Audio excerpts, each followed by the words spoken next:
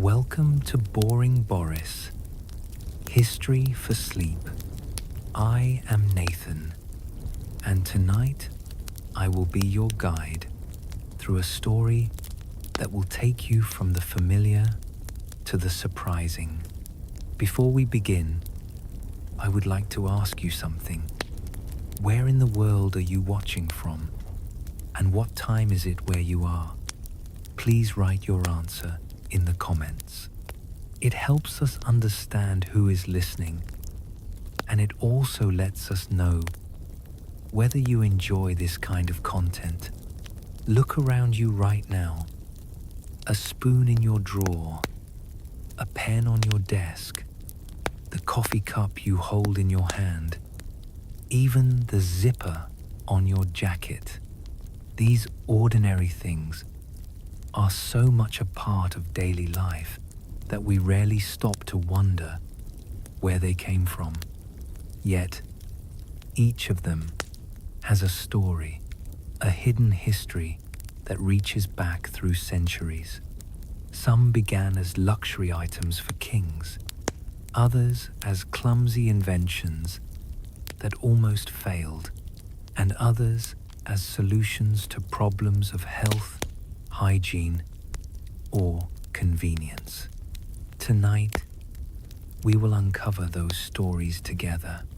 From forks that once shocked polite society, to toilets that reshaped entire cities, from quills that carried the words of kings to the coffee cup that shaped modern work, and the zipper that fastened it all together. These are the hidden histories of everyday objects, familiar, overlooked, but quietly transformative. So, settle in, let your thoughts slow, and prepare to see the ordinary world in a new way. On a Roman table 2,000 years ago, the fork, as we know it, was absent, yet tools resembling it already existed, though they looked more like skewers than cutlery. Archaeologists have found bronze and iron, two-pronged instruments used to hold meat steady while carving or to lift pieces from the fire. These were not everyday dining tools, but practical items for cooking and serving. To spear a piece of meat with such a tool was natural, but to bring it to the lips directly would have seemed strange. The Romans valued the knife and the spoon as their primary eating instruments. A small, sharp knife sliced bread, cut meat, and prepared fruit.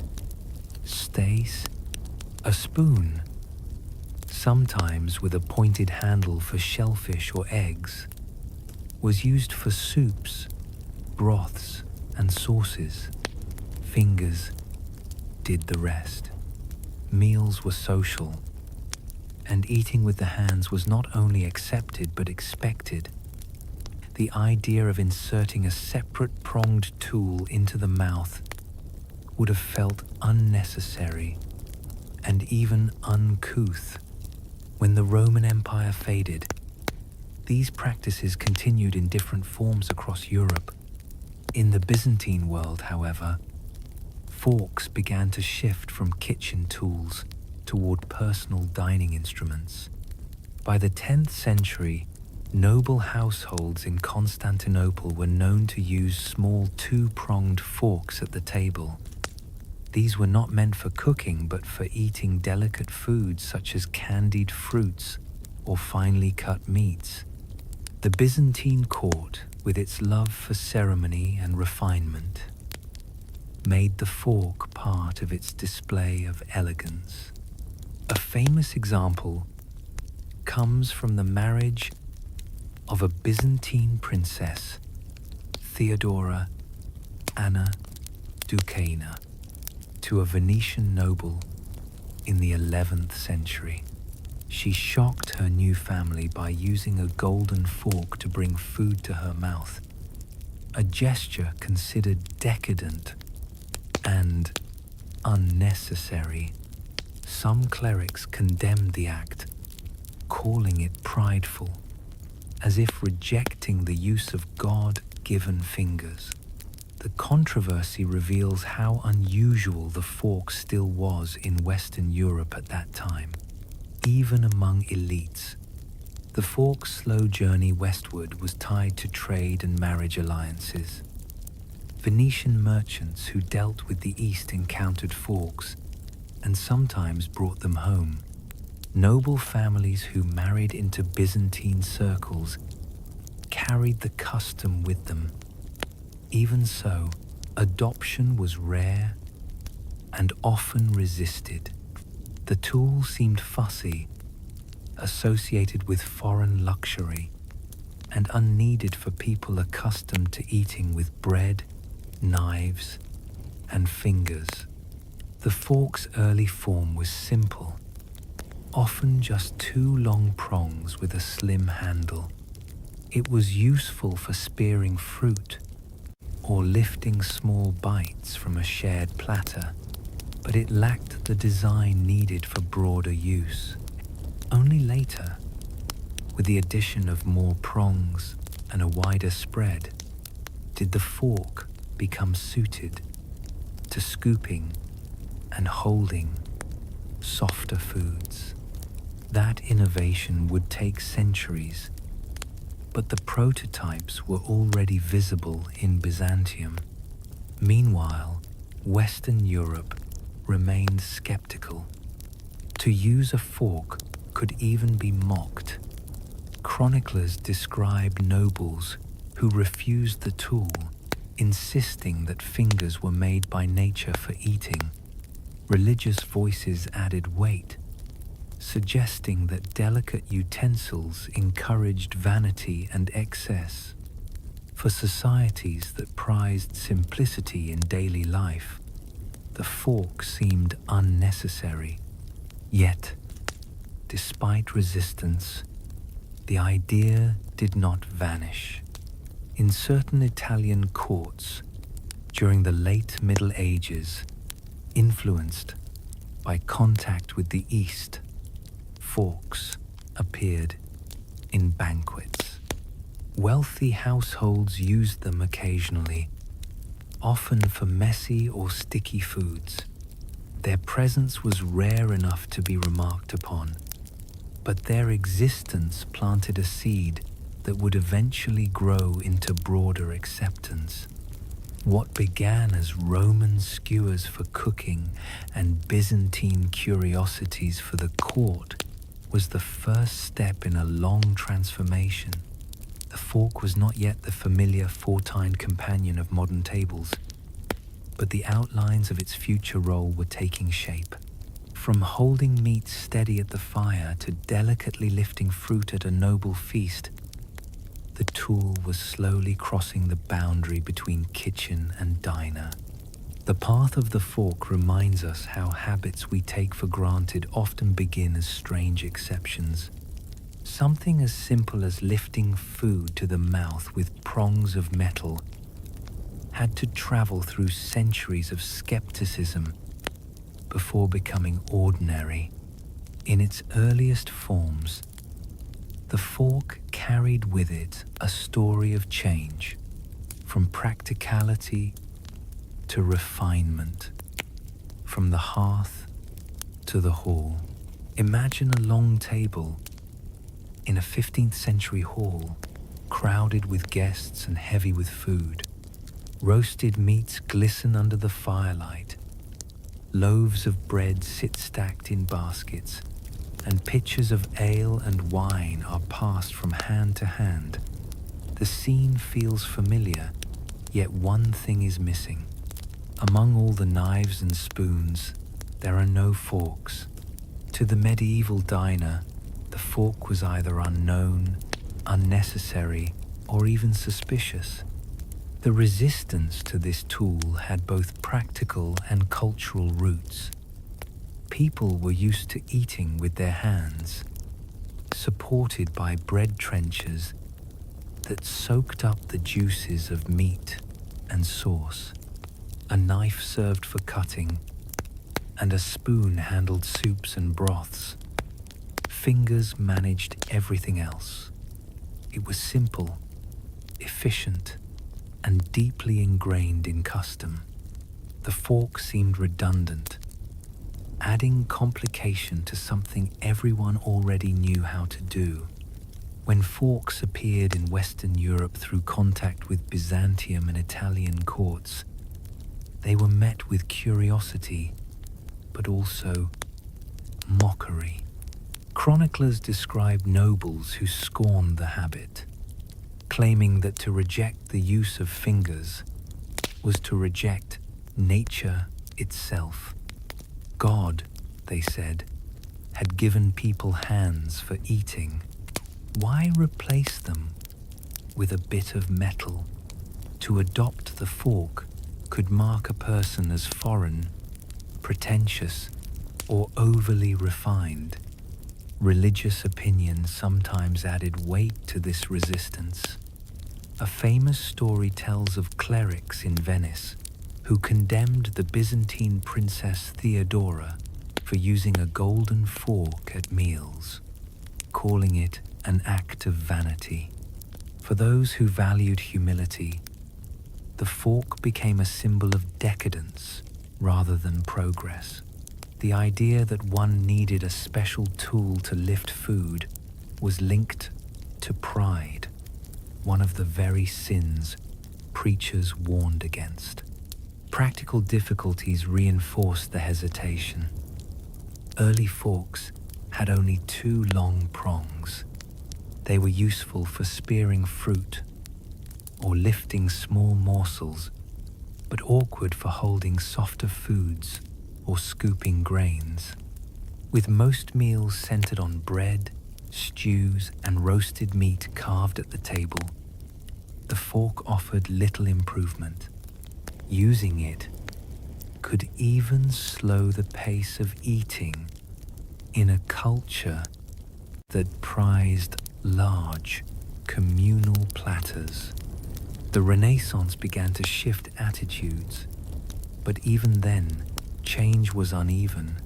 In Italian courts, where contact with the East was strongest, forks began to appear more often. Wealthy families in Florence or Venice might use them for particular dishes, especially those with sauces. Some Italian writers even defended the tool, noting that it kept the fingers clean and prevented mess on fine clothing. But outside these circles, adoption was slow. North of the Alps, the fork remained rare well into the 16th century. In France, Spain, and England, diners continued to prefer their fingers and knives. Foreign visitors who used forks could be ridiculed. When the French King Henry III was seen dining with a fork, some observers laughed at his delicacy. In England, reports of the fork were treated as exotic curiosities, the habit of travelers rather than of locals. Despite this resistance, a quiet change was underway. The growing trade in spices, silks, and other luxuries encouraged wealthier households to imitate foreign customs. As dining became more elaborate, the fork's usefulness in keeping fingers clean gained new appeal. The slow shift from communal trenchers to individual plates also created a space where the fork could become more practical. By the late Renaissance, these small changes began to accumulate, preparing the way for the fork's eventual triumph. For centuries, however, the fork remained a symbol of difference. It was seen as foreign, decadent, and unnecessary. To use one marked a person as unusual, perhaps even untrustworthy. The resistance tells us something about how societies hold to their habits, even in the face of practical innovation, a simple tool had to fight against tradition, religion, and ridicule before it could earn a place at the table. The story of this resistance is not only about eating, it is about how change often arrives slowly, facing hesitation before acceptance. The fork's long struggle through the medieval and Renaissance centuries reminds us that even the smallest objects can carry the weight of culture, identity, and belief.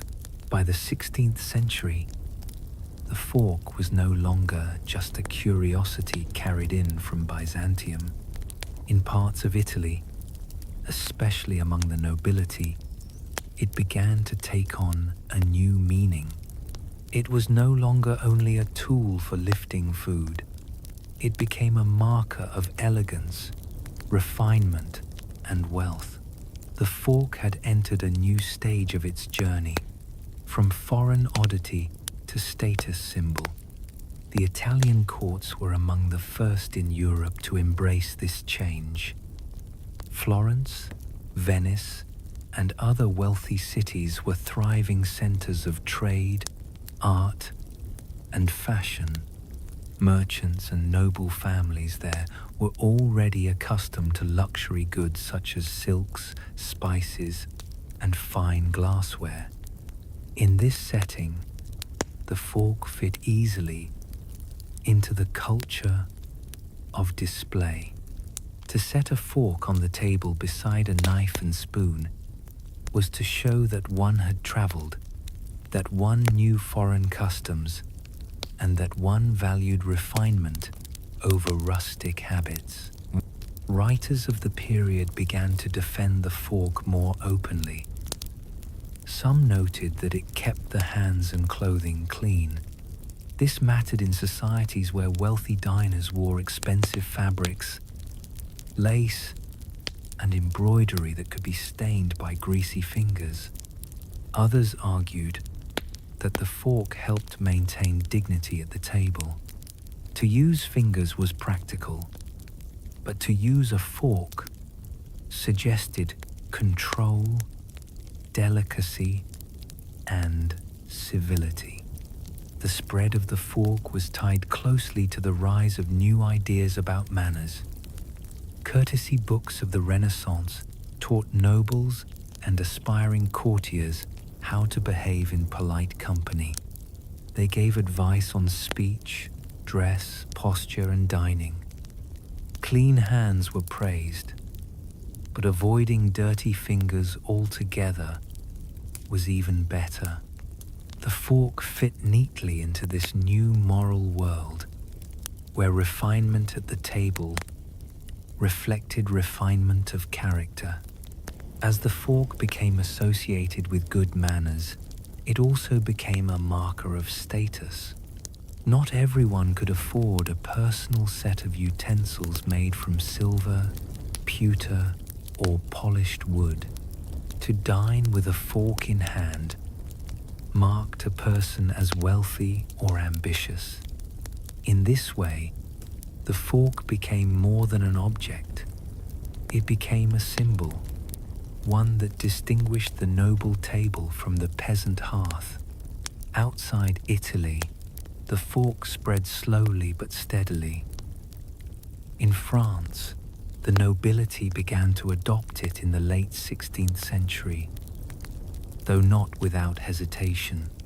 When Catherine de' Medici married into the French royal family, she brought Italian customs with her, including the use of the fork.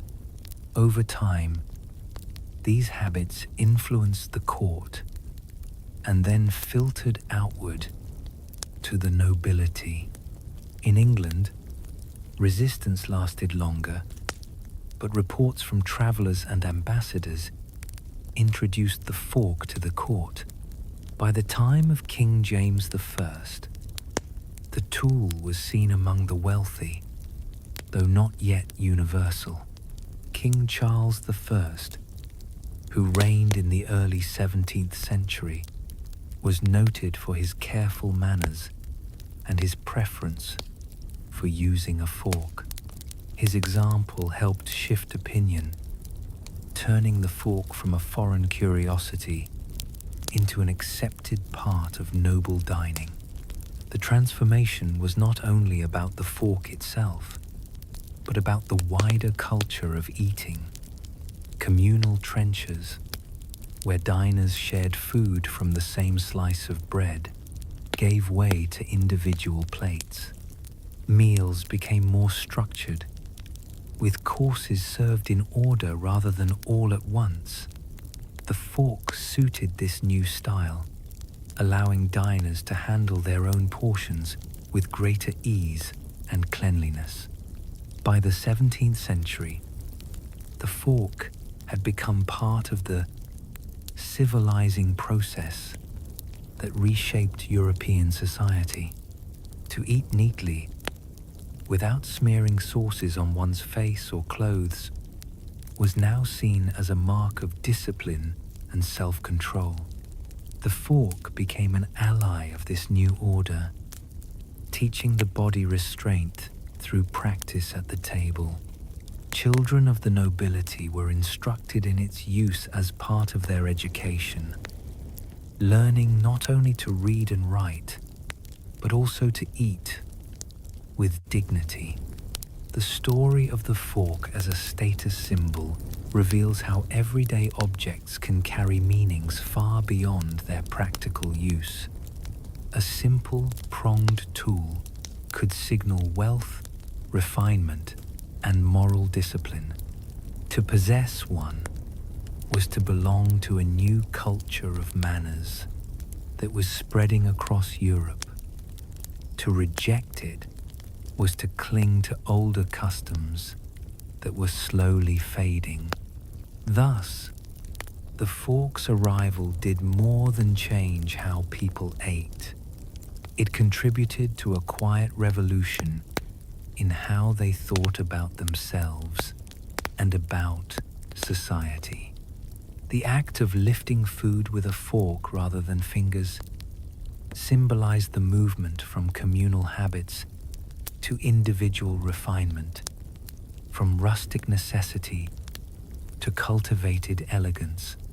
What began as a tool of utility had become an emblem of civilization itself. For much of the Middle Ages, meals were centered around sharing.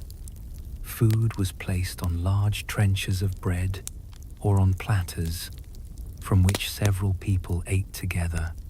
This practice reflected a world where community and hierarchy were expressed at the table. Lords dined with their retainers, monks sat in long refectories, and families gathered around a single hearth. Eating was rarely a solitary act. The act of sharing food reinforced bonds of kinship, duty, and loyalty. Yet during the 15th and 16th centuries, a quiet but powerful change began to unfold. The fork, once a curiosity, played its role in this transformation. So did the gradual shift toward individual service and the rise of the personal plate. These changes marked not just a new way of eating, but a new way of thinking about the self, society, and civility. The introduction of ceramic and metal tableware made this change possible. As production increased and trade expanded, more households gained access to durable plates and dishes. No longer did bread trenchers have to bear the weight of communal meals. Instead, each diner could receive their own portion. The fork fit neatly into this development, for it encouraged the handling of food on one's own plate rather than reaching into a shared dish. Manners books of the Renaissance reflected and encouraged this new practice. Authors urged diners to avoid touching food that was not their own. They stressed that each person should wait until food was served to them rather than stretching across the table. To reach into another's portion was no longer simply impolite. It was seen as a violation of the order and harmony that a well-conducted table should display. The fork, by giving each diner their own means of control, reinforced these expectations. The decline of communal eating also reshaped the meaning of generosity and hospitality. In the past, to share food directly was to show trust and goodwill. A lord who allowed his retainers to eat from the same dish demonstrated his closeness to them. In the new culture, generosity was shown by the abundance and refinement of what was served to each person individually. The measure of a host was no longer how many people he squeezed around a trencher, but how elegantly and carefully he provided for them at their own place. This change affected the architecture of dining spaces as well. Great halls, once filled with long tables for communal meals, gave way to smaller dining rooms where households could host more intimate gatherings. The ritual of eating became less about sheer numbers and more about select company. Plates, forks, and orderly service allowed a table of 6 or 8 to feel complete, whereas once a lord might have needed dozens of retainers to fill out his hall and display his power. The fork also contributed to the growing distance between classes. In rural villages and among the poor, communal eating remained the norm. Bread trenchers and shared bowls were practical and inexpensive. Only the wealthy could afford a full set of utensils and plates for each person.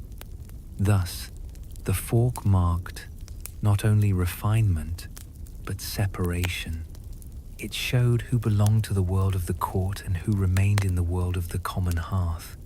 At the same time, medical and religious ideas supported the move toward individual service. Physicians linked cleanliness at the table with health.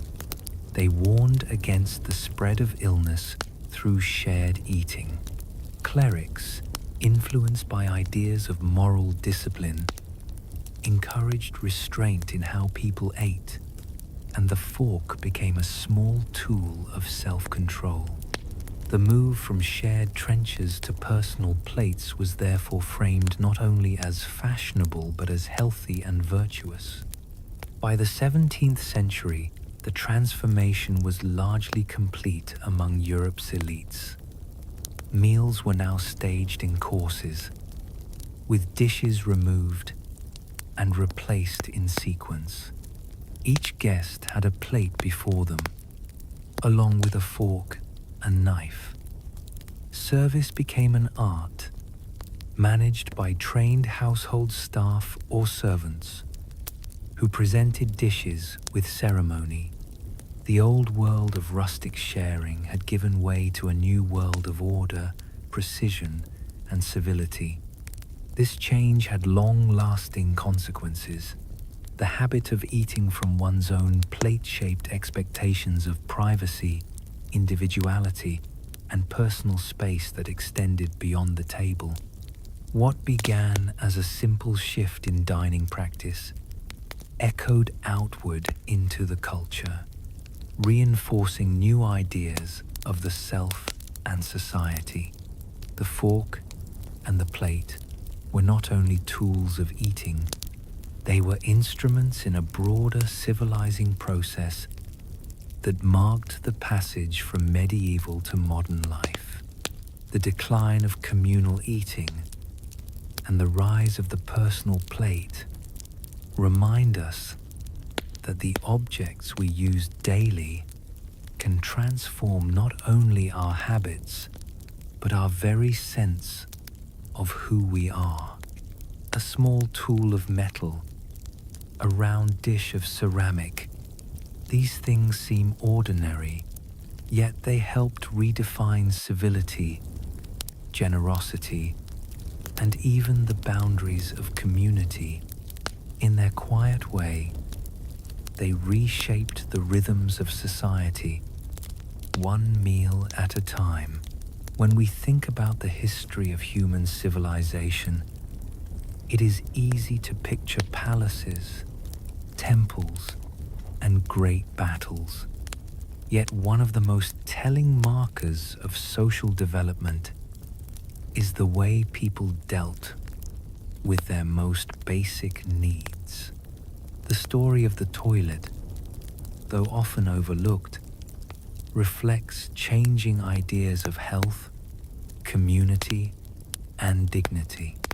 From the bustling communal latrines of ancient Rome to the private privies of the Renaissance, the evolution of sanitation tells us as much about society as any monument or law.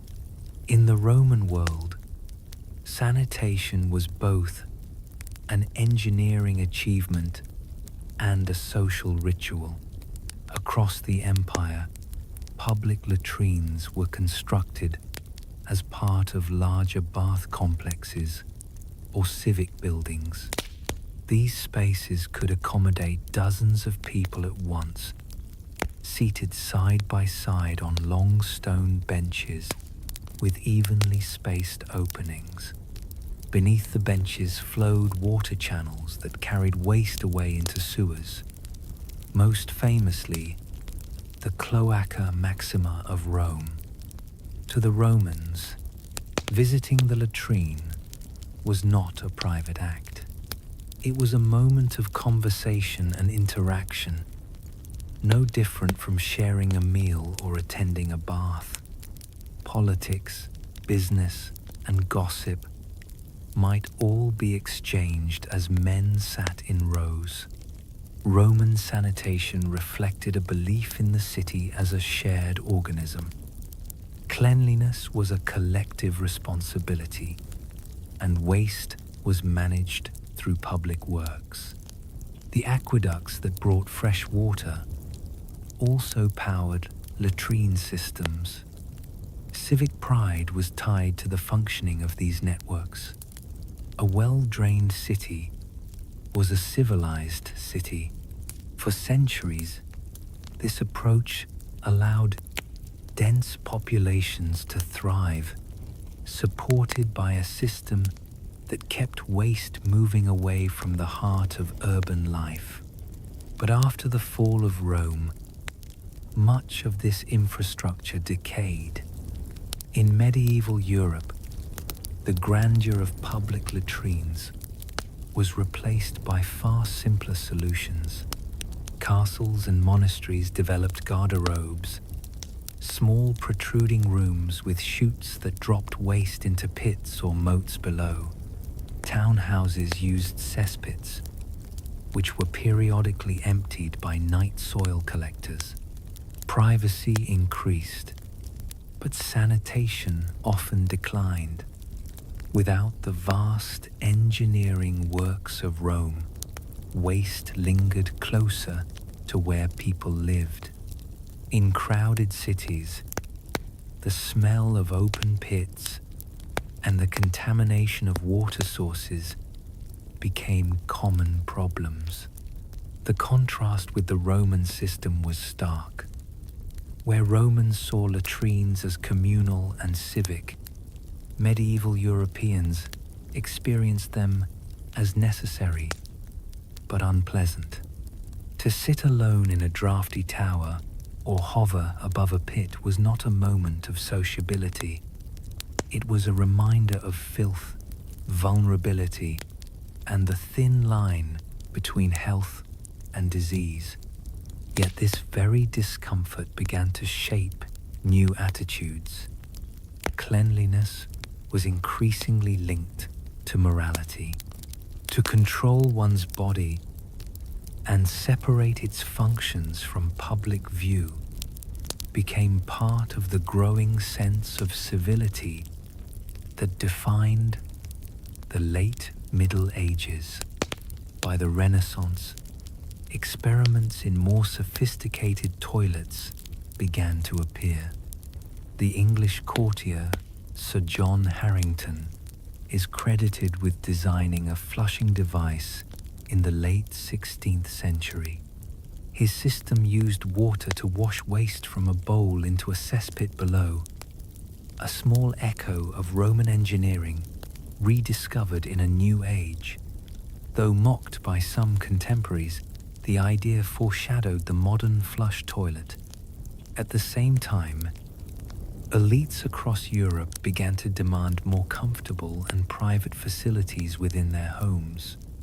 Instead of relying on a shared pit, households sought dedicated spaces for personal relief, furnished with wood, ceramic, or even upholstered seats. This shift mirrored broader social changes. The Renaissance was an age of rediscovery, not only of classical texts and art, but of concern for health and hygiene. Physicians advised that waste should be removed quickly from living quarters to avoid miasmas or unhealthy airs, believed to spread disease. Architects incorporated privies into household design, reflecting the growing idea that comfort and sanitation were marks of refinement. The toilet was no longer just a hole in the ground. It was becoming a piece of furniture, an object of design, and a symbol of status. Yet for the majority of people, the experience remained harsh. Villagers relied on simple pits, chamber pots, or open fields. Urban poor endured overflowing cesspits and contaminated streets. Disease outbreaks, from dysentery to plague, were fed by poor sanitation. The gap between the sanitation of the elite and that of the common people grew ever wider. Where nobles might enjoy relative privacy and innovation, the masses still suffered the indignities of exposure and danger. The contrast between Rome and the Renaissance highlights a fascinating paradox. Rome had achieved a level of communal sanitation that later societies struggled to match, yet it was also impersonal and public. The Renaissance began to rediscover the value of engineering, while insisting on privacy and dignity, even if the technology was still imperfect. The toilet story is therefore not a simple march of progress, but a shifting balance between community and individual, between shared responsibility and personal comfort. Looking back, we see that toilets were never merely about waste.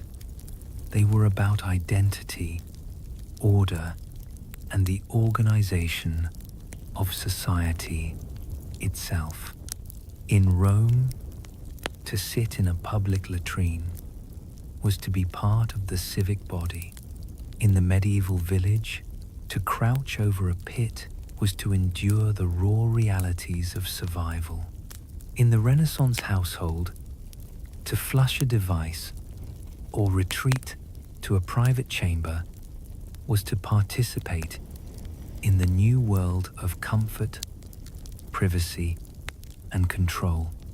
Each stage tells us not only how people lived, but how they understood their place in the world. Cities have always drawn people together with the promise of trade, opportunity, and protection. But in the late medieval and early modern periods, that gathering often came at a terrible price. As towns grew more crowded, the problem of waste became overwhelming. Without the vast aqueducts or sewers of Rome, communities relied on cesspits, chamber pots, and the occasional open ditch. The result was a landscape of foul smells, polluted water, and diseases that thrived where sanitation failed. Imagine walking down a narrow street in a 14th century city. The houses lean inward as if they might collapse on you, blocking sunlight and fresh air from the windows above. Chamber pots are emptied with little warning. People rush to the sides of the street to avoid the sudden splash. The cobblestones are slick, with mud mixed with human waste, animal dung, and the refuse of daily life. Rats scurry along the gutters, feeding on scraps and carrying fleas. The air is thick, heavy with the odor of decay. This was not an occasional problem. It was daily life for much of the urban population. Cesspits, which were supposed to contain waste underground, often overflowed. In poorer districts, they were rarely emptied. Even when cleaned by night soil collectors, the process was dangerous and unpleasant. Workers descended into the pits with buckets, risking suffocation from noxious gases. The waste was then carted away and dumped outside the city walls, or sometimes used as fertilizer on nearby fields. But in many cases, cesspits simply leaked. Wooden or stone linings cracked, and waste seeped into wells and groundwater. What looked like a private solution quickly became a public hazard. The link between sanitation and disease was not yet understood in the modern sense, but people noticed patterns. Outbreaks of dysentery, cholera, and plague followed periods of heavy rain or warm weather, when waste and water mixed more easily. Physicians spoke of miasmas, poisonous airs that rose from filth and carried sickness. They urged authorities to remove waste and improve ventilation, but resources were scarce, and resistance to change was strong. Many city dwellers considered filth inevitable, a fact of life in crowded places. The lack of sanitation did more than spread disease. It shaped social life and reinforced divisions.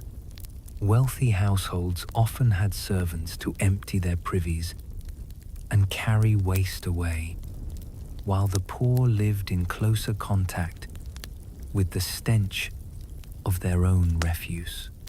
In some cities, regulations demanded that streets be cleaned by residents, but enforcement was weak.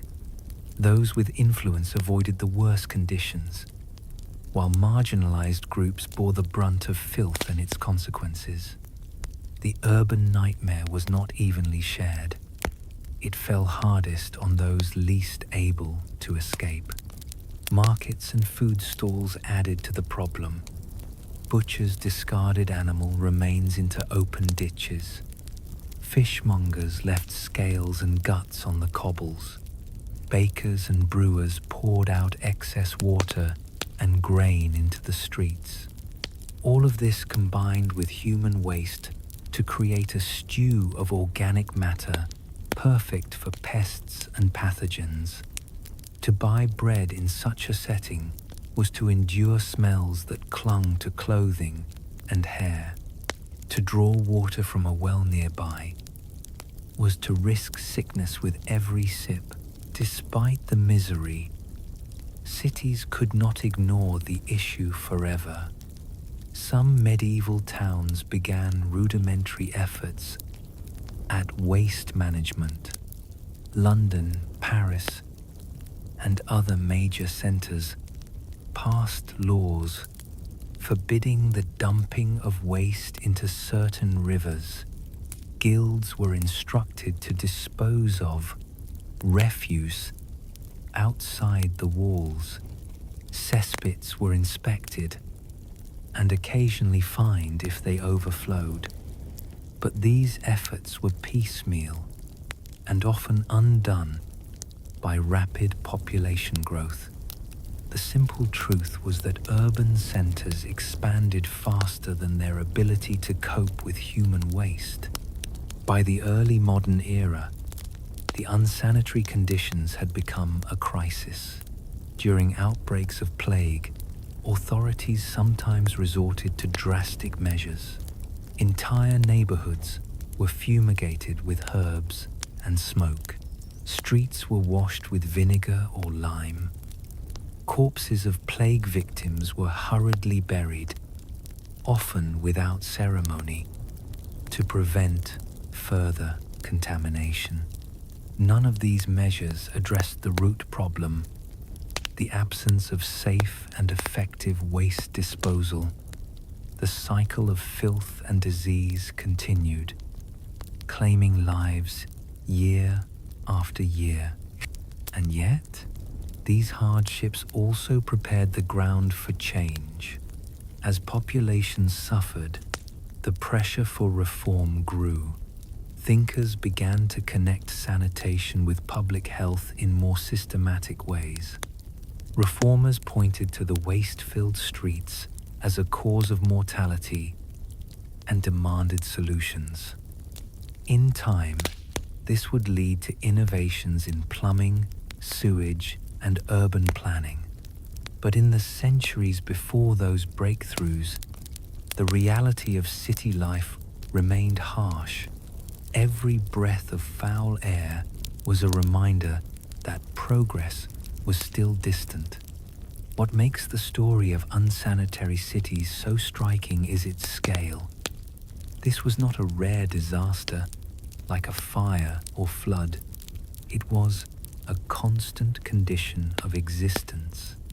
Generations lived and died in streets where waste piled high, where clean water was scarce, and where disease lurked in every corner.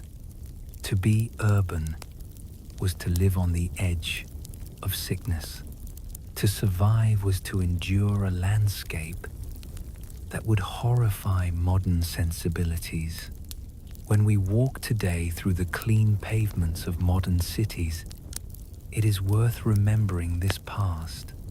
Beneath our feet lies the memory of centuries of struggle against filth.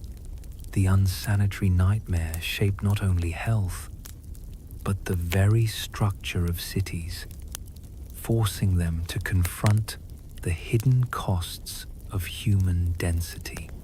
It is a reminder that civilization is not only measured by monuments or art, but also by the unseen systems that keep life bearable. By the 17th and 18th centuries, the problems of sanitation in growing cities had reached a breaking point. Overcrowding, foul odors, and repeated outbreaks of disease made clear that something had to change. The old methods of cesspits, open ditches, and chamber pots were no longer sustainable. Populations were too large, and the consequences of poor sanitation were too severe. Out of this crisis, the foundations of modern plumbing began to take shape, slowly at first, and then with accelerating force. One of the most significant steps was the gradual adoption of piped water.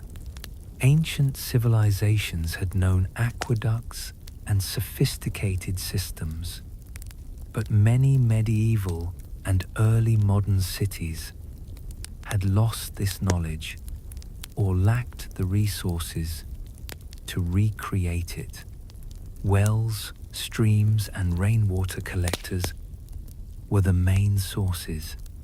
By the 17th century, however, entrepreneurs and city authorities began to build systems of wooden or lead pipes that could channel water into public fountains and even private homes. These systems were often crude and limited, but they represented a new understanding that access to clean water was essential for the health and growth of a city. The provision of water naturally raised the question of waste. As more households gained access to pipe supplies, cesspits overflowed more quickly, chamber pots filled more often. The need for removal became urgent. This gave rise to early experiments with sewers. In London, Paris, and other major centres, authorities began to cover old ditches and extend underground channels to carry waste toward rivers. These were far from perfect, but they marked a decisive turn. Waste was no longer simply stored nearby or dumped openly. It was redirected, hidden from sight, and increasingly seen as the responsibility of the city as a whole, rather than of individuals alone. In this period, inventors also revisited the idea of the flushing toilet. Sir John Harrington had designed a form of it in the 16th century, but it had remained a novelty. By the 18th and 19th centuries, improved versions appeared, with more reliable valves and water supplies to wash waste away. At first, these were luxuries found only in wealthy households or palaces, but the principle spread, and with each refinement, the concept of cleanliness became more closely tied to dignity and modern living. The Industrial Revolution accelerated these changes dramatically. With factories drawing workers into cities, populations exploded. The scale of waste grew beyond anything earlier centuries had known. Cholera epidemics in London and other cities made clear that contaminated water supplies were killing thousands. Reformers and engineers demanded new solutions. The response was the creation of vast underground sewer systems built with brick and mortar, designed to carry waste away safely.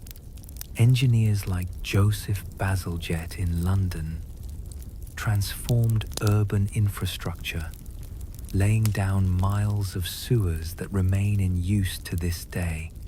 These projects were not only technical feats, they were also political and social commitments. Governments and municipalities began to accept that sanitation was a public duty, not a private matter. Taxes were levied, workers were employed, and entire districts were reshaped to accommodate pipes, drains, and reservoirs. Cleanliness was reframed as a collective good, necessary for prosperity as well as survival. The spread of modern plumbing also reshaped daily routines. The chamber pot gradually disappeared, replaced by water closets connected to pipes and sewers. Public fountains gave way to taps in kitchens. Washing became easier and more frequent, and with it, expectations of personal hygiene shifted. What had once been an occasional luxury became a daily habit. The home itself was redefined. Rooms were redesigned to include bathrooms, and houses were marketed with the promise of running water. Plumbing was no longer an afterthought. It was a symbol of modernity. Yet these advances were uneven. Wealthy districts often received services first, while poorer neighborhoods lagged behind. In many parts of the world, modern plumbing remained out of reach for decades or even centuries. The story of plumbing is therefore not only about progress, but also about inequality. To have clean water and a private toilet became a mark of status as much as a practical benefit. The divide between those with access and those without was often a matter of life and death. Nevertheless, the long arc of development was clear. From the mid-19th century onward, cities increasingly committed themselves to comprehensive systems of water and waste. Pipes stretched beneath streets, reservoirs were built, and public health statistics began to improve. Outbreaks of cholera declined, infant mortality fell, life expectancy rose. Plumbing was not merely a convenience, it was a revolution in survival. Looking back, it is striking how simple the principle is. Provide clean water, remove waste, and disease recedes. Yet to achieve this required centuries of trial, failure, and persistence. It required the vision of inventors, the labor of builders, and the pressure of reformers who refused to accept that filth was inevitable. Modern plumbing is therefore not only a technical system, but also a human achievement, the result of countless lives spent in the service of an idea that people deserve to live without the constant threat of sickness from their own environment. Today, when we turn on a tap or flush a toilet, we rarely think of this history. The action is casual, almost automatic, yet beneath that simplicity lies a story of cities transformed, of human ingenuity tested, and of lives saved on a massive scale. The rise of modern plumbing was not inevitable. It was earned through centuries of suffering, adaptation, and progress. And it remains one of the quiet triumphs that make the modern world possible. When historians speak of great revolutions, they often mention political upheavals, wars, or the invention of machines that changed industry. Rarely does the toilet make the list. And yet, in its quiet, unassuming way, the toilet was one of the most important revolutions in human history. By giving people a cleaner and safer way to deal with waste, it reshaped not just homes, but entire societies. And it played a decisive role in the transformation of public health. To understand the scale of this change, it is worth remembering what life was like before. For centuries, most people relied on cesspits, open trenches, or the chamber pot emptied into the nearest street or stream. In crowded cities, these methods created an overwhelming problem.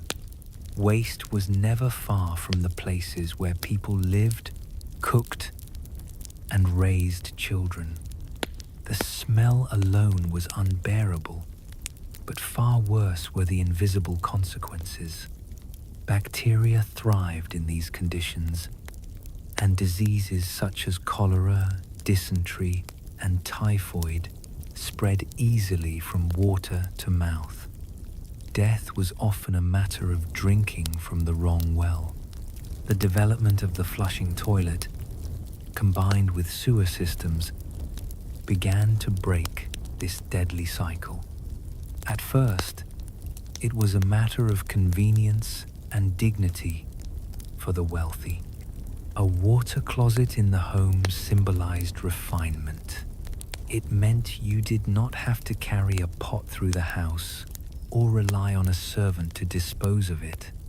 But as the technology improved and cities invested in underground networks of pipes, the toilet became more than a luxury. It became a weapon in the fight against disease. The transformation was gradual. In the 18th century, only a handful of houses in Europe had water closets. By the 19th century, however, industrial cities like London had begun to connect homes to sewers on a massive scale.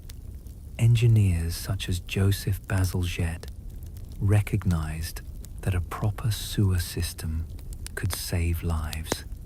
His network of brick tunnels beneath London did not just remove waste, it prevented contamination of the Thames, the city's main water supply. The link between waste disposal and clean drinking water was finally being addressed at the root. The effect was dramatic. Outbreaks of cholera, once feared as unstoppable, began to decline. Infant mortality rates fell. The average life expectancy in industrial cities slowly rose. What had once been accepted as unavoidable filth, stench, and deadly epidemics was no longer inevitable. Cleanliness was no longer simply a matter of personal pride. It became a public duty, a right that governments were expected to provide and maintain. The toilet also changed how people thought about their own bodies and their place in society. In earlier centuries, waste was part of the public landscape. To relieve oneself in a ditch or to throw refuse into the street was not unusual. The introduction of the toilet moved this most basic function into private space. It reinforced new ideas of modesty, privacy, and dignity. At the same time, by connecting individuals to a collective sewer system, it reminded people that their private acts had public consequences. Waste was no longer only their own problem. It was part of a shared urban ecosystem. This shift in mentality shaped cities in profound ways. The inclusion of bathrooms in houses became standard. Public restrooms appeared in parks, train stations, and workplaces. Plumbing codes and health regulations were introduced, making sanitation part of law as well as daily life. Architects redesigned buildings to include water pipes and drainage, while manufacturers developed porcelain bowls, metal fittings, and reliable valves that could be mass-produced. What began as a rare luxury turned into one of the most common features of the modern home. Beyond the home, the toilet symbolized a commitment to progress. Cities that invested in sanitation gained reputations for modernity and order. Visitors admired the clean streets and reliable facilities, while businesses thrived in healthier environments. Sanitation projects became a point of civic pride, much like museums or universities. Leaders boasted of their sewers and public toilets as evidence of civilization itself. The story of the toilet also reminds us of inequality. Even as European capitals built extensive sewer networks, millions in other regions of the world continued to rely on open defecation or makeshift pits. In fact, this remains true in parts of the world today. The toilet revolution is ongoing, and the lack of sanitation continues to cause disease and death. For this reason, international organizations often describe toilets as one of the greatest life-saving inventions of all time. Seen in this light, the toilet is not merely a fixture of porcelain and metal. It is a tool of justice and survival. It reduces suffering, protects children, and allows cities to grow without collapsing under their own waste. The billions of people who use a toilet each day may give it little thought, but their lives are shaped by it more than they realize. In the end, the toilet's true revolution lies in its quiet victory over one of humanity's oldest enemies, the cycle of waste and disease. By breaking that cycle, it extended lives, reshaped expectations of dignity, and gave rise to the modern city. It is a reminder that progress does not always arrive with fanfare or invention on a battlefield.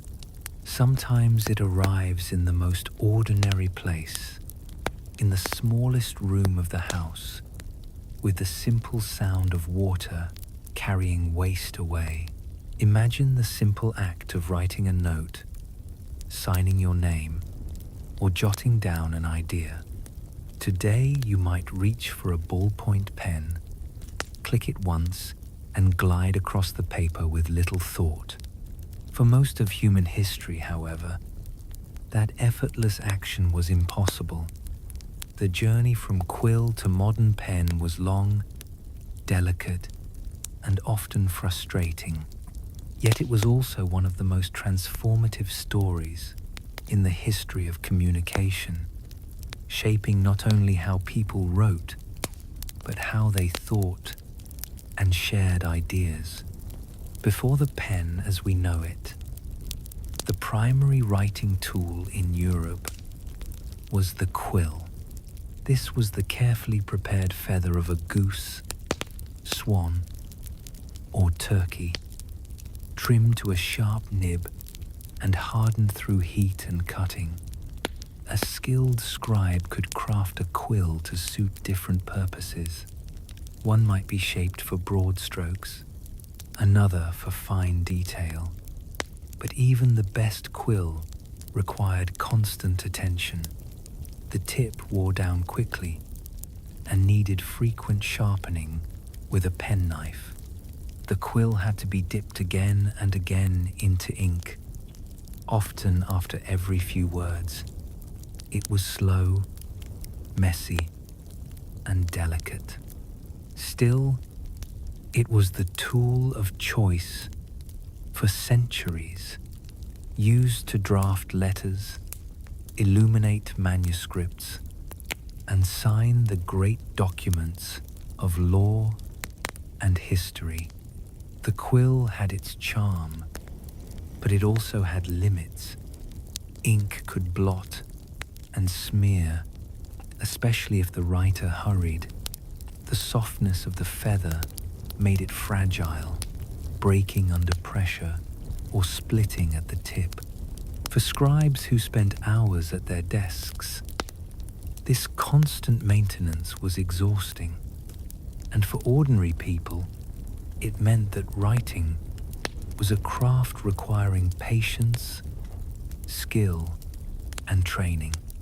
The quill kept literacy and authorship in the realm of the few, not the many. By the 18th and 19th centuries, inventors began to dream of something better. Metal nibs were introduced, made of copper or steel, and they promised durability far beyond that of feathers. Unlike quills, which lasted only days or weeks, a steel nib could endure months of writing. The idea of a pen that did not wear out so quickly was revolutionary.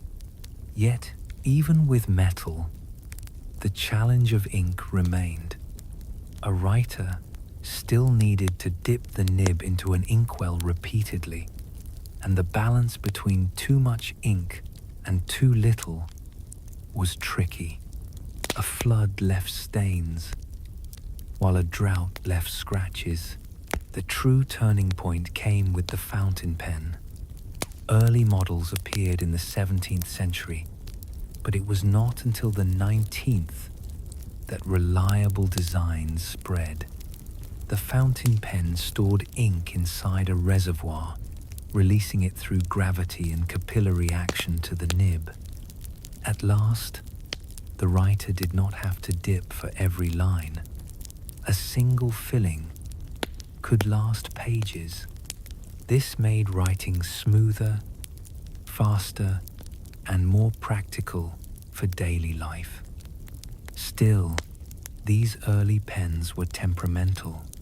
They leaked in pockets, clogged in cold weather, and sometimes burst under pressure. Owning a fountain pen required as much care as a fine instrument.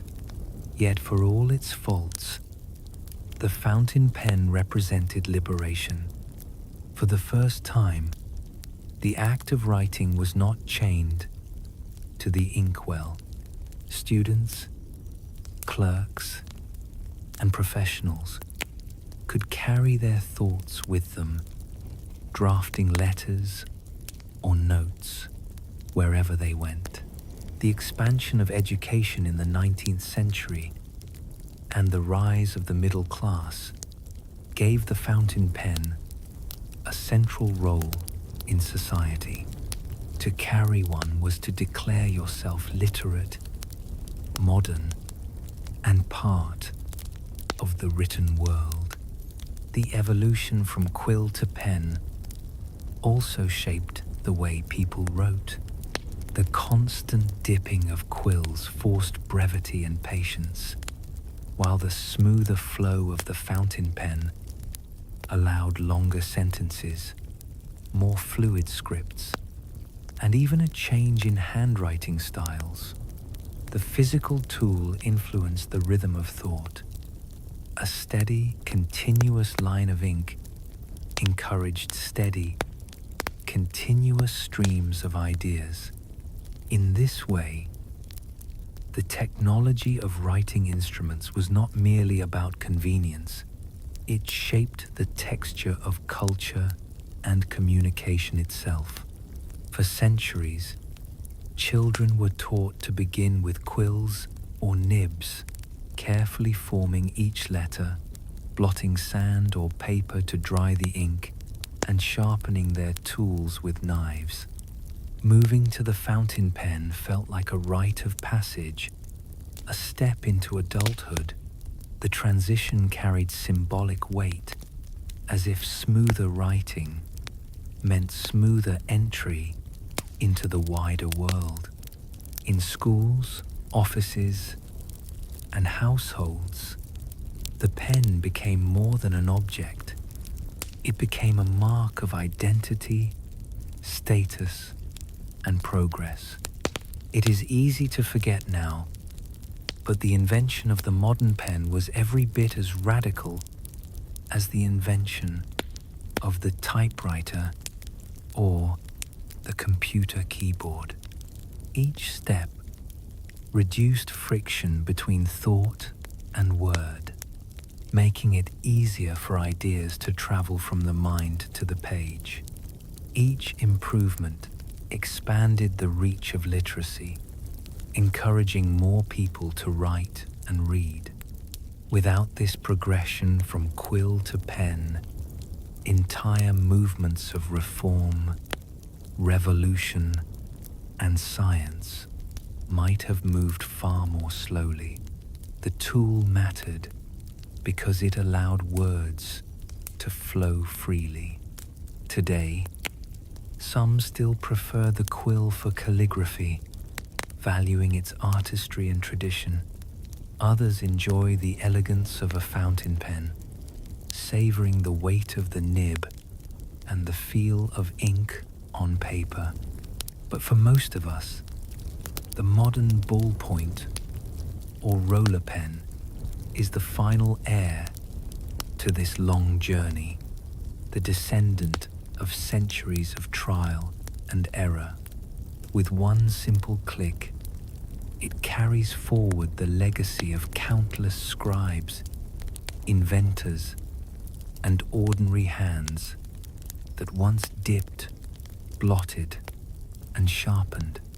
The story of the pen is not just about technology. It is about the democratization of writing, the spread of literacy, and the freeing of ideas from the confines of slow, fragile tools. It is the story of how humanity learned to write more quickly, more smoothly, and more widely than ever before.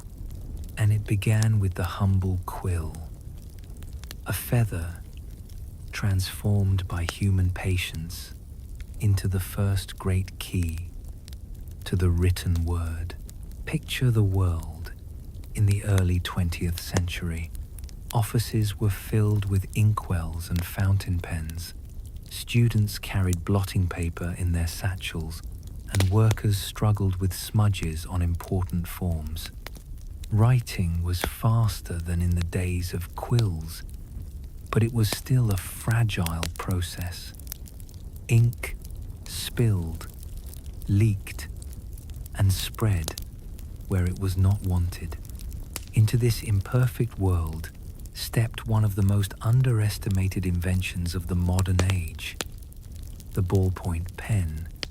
The idea of a rolling ball that could spread ink evenly onto paper had been imagined before, but it was not until the 1930s that the concept truly came to life.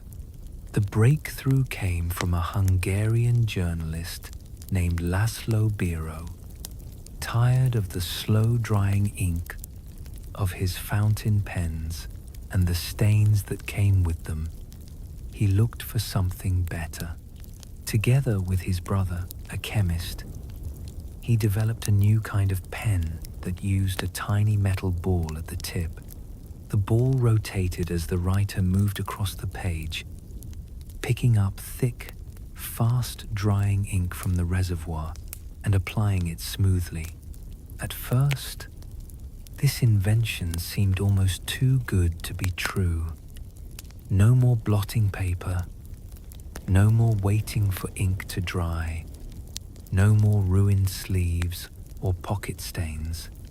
The ballpoint could write longer without refilling, work on rougher paper, and survive the daily life of ordinary people. It was not just an improvement in writing, it was a revolution in convenience. Yet the early ballpoint pens were far from perfect. They were expensive to manufacture and difficult to refine.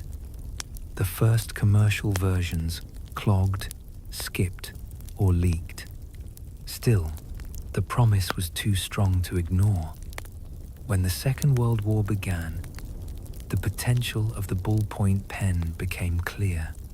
Unlike fountain pens, which relied on liquid ink that smudged easily, ballpoints worked under pressure and in different environments.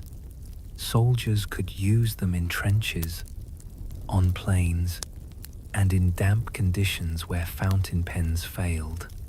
The military quickly adopted them, and with that endorsement, the pen's future was sealed. After the war, demand exploded. The ballpoint pen was marketed as the pen that would never leak, never smear, and never fail. Advertising campaigns called it the pen of the future, the tool for the modern age. At first, prices were high, and owning a ballpoint was almost a luxury.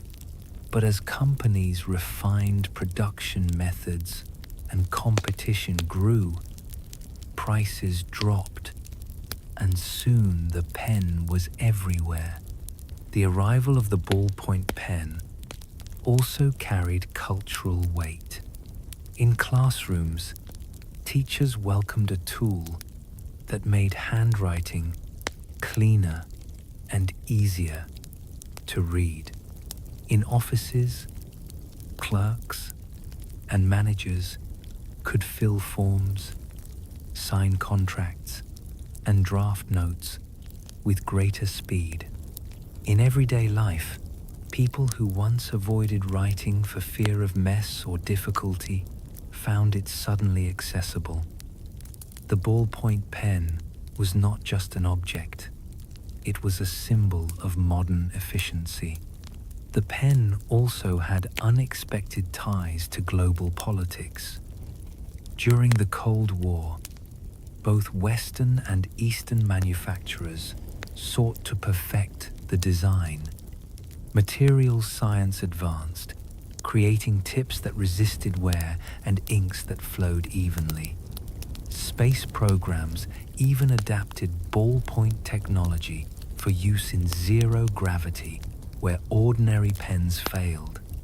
The ballpoint pen thus became linked not only with daily convenience, but with scientific progress and national pride. There was another impact as well, one that shaped culture in subtle ways. Because the ballpoint pen was cheap, durable, and widely available, it encouraged casual writing. People could now jot notes on scraps of paper, keep diaries more easily, and fill notebooks without worry. Writing became less formal and more spontaneous. In this sense, the ballpoint pen democratized writing even further than the fountain pen had. Words could now be written by anyone, anywhere, without preparation or ceremony. The rise of the ballpoint also reshaped industries. Stationery companies expanded rapidly, turning pens into branded items and marketing them not only as tools but as accessories. Promotional pens, with company names printed on the side, became a staple of advertising. The pen was no longer only a writing instrument. It was a carrier of identity, a small but constant reminder of modern life. By the mid-20th century, the ballpoint pen was firmly established. Quills and nibs belonged to the past. Fountain pens became a luxury for enthusiasts, but the ballpoint was universal. In homes, offices, and schools, it was the tool that made writing fast, reliable, and almost invisible in its simplicity. Few inventions spread so quickly and so thoroughly into daily life. Today, we barely notice it.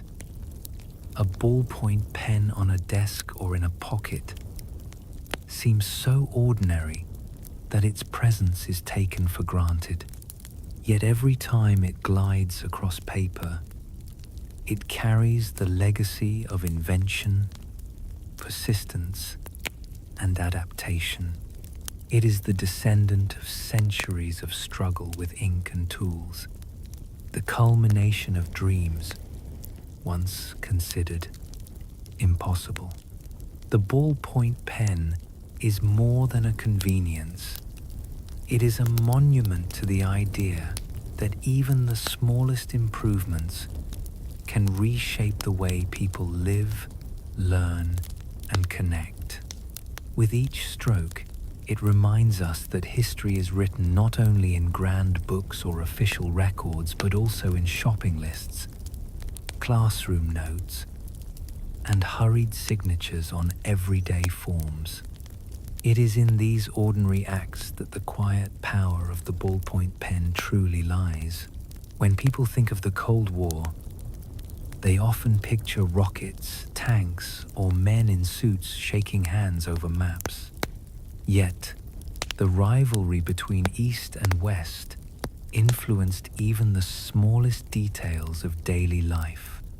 Among them was the pen, a tool so ordinary that it seemed beyond politics. And still, the competition between two opposing worlds shaped the way pens were designed, produced, and imagined. The ballpoint pen had already begun to spread across Europe and America after the Second World War, but the Cold War era gave it an entirely new role. In the West, companies worked to refine materials, make ink flow more evenly, and reduce production costs. In the East, state-run industries adapted the technology, sometimes copying Western designs, sometimes experimenting with their own. The result was that the pen became not just an object of writing, but a symbol of modernity. Whoever held the better pen could claim to be more advanced, more efficient, and more prepared for the future. In schools, pens became a visible marker of ideology. Western students often carried sleek ballpoints made by famous brands, while Soviet students were supplied with standardized models. To a child, the difference might have seemed small, but to parents and teachers, it carried meaning. The quality of a pen reflected the quality of a system. If ink blotted or the ball stuck, it was seen as evidence that one side lagged behind. If a pen worked flawlessly, it whispered of progress and superiority. Scientific research also entered the story. In the 1960s and 70s, space exploration captured the imagination of the world. Astronauts needed pens that worked in zero gravity, where ordinary ballpoints failed because ink relied on gravity to flow. In the United States, private companies developed pressurized cartridges that allowed pens to write upside down, underwater, and even in space. These so-called space pens became legends, marketed as proof that American ingenuity could solve any challenge. The Soviet Union, meanwhile, took pride in using simple pencils in orbit, a choice that reflected both practicality and ideology. A pencil was cheap, reliable, and needed no new industry. Yet even here, the contrast between approaches was turned into propaganda. The pen became more than a tool. It was a statement about how a nation thought and worked. Behind these symbolic battles was real progress in material science. The Cold War pushed chemists to invent stronger plastics, finer metals, and longer-lasting inks. Companies experimented with tungsten carbide balls, which resisted wear and kept the ink flowing smoothly. Inks were reformulated to dry faster and stay stable in extreme conditions. These changes may have seemed minor, but they ensured that the modern pen became as reliable as the clock on the wall. The tiny ball at the tip was the beneficiary of a global contest for precision. There was also the quiet matter of espionage. The Cold War was an age of spies, and pens offered clever disguises. Some were turned into microphones, cameras, or even weapons. A fountain pen might conceal a poison dart. A ballpoint might carry hidden documents. These devices captured the imagination of novelists and filmmakers, but they were also real tools in a shadow war. Once again, the pen proved it could be more than it appeared. In the world of commerce, the Cold War period marked the rise of global brands. Western companies exported pens across continents, and the ballpoint became one of the most visible symbols of American consumer culture. In Eastern Europe and Asia, state-run factories produced their own versions, often sturdy but less polished. The difference in quality became a talking point, a reminder of the contrasts between free markets and planned economies. Even something as small as a pen could carry a message about freedom, innovation, or control. At the same time, pens played a part in spreading literacy. In many countries, governments invested in education as a way of proving their strength. The ballpoint pen, cheap and durable, was the perfect companion to mass schooling. Millions of children learned to write with ballpoints, and their presence in classrooms became one of the quiet revolutions of the 20th century.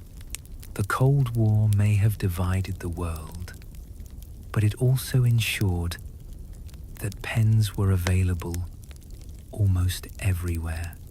By the 1980s, pens had become standardized, reliable, and universal. The global contest that had fueled innovation gradually shifted as the Cold War came to a close, but the changes remained. Pressurized cartridges, advanced materials, and perfected ink formulas were now ordinary features in an object so common that few people thought twice about it. The Cold War left behind monuments in stone and steel, but it also left behind silent legacies in plastic and ink. Every smooth line drawn by a modern ballpoint pen carries with it the history of rivalry, invention, and ideology. It is strange to think that while politicians argued and soldiers stood on alert, engineers and chemists were making sure that a simple tool worked better with each passing year. Yet this is how history often moves forward, not only through great events, but through the quiet refinement of everyday objects. The pen, humble and small, became an unlikely soldier in a vast struggle. It was proof that no part of life was too ordinary to escape politics. And when we pick up a pen today, we hold in our hand a reminder that even the simplest acts, like writing a note, are connected to the tides of history that shaped the modern world. There is something almost magical about the act of putting words onto paper, a thought that begins silently inside the mind suddenly takes form as lines of ink. The pen is the bridge that makes this possible. Long before computers and phones, before keyboards and touch screens, The pen was the most powerful tool for capturing human experience. And even now, in an age of digital convenience, its story is far from finished. For centuries, writing was a privilege of the few. Quills dipped in ink required patience and skill. Mistakes were common, ink smudged easily, and parchment was expensive.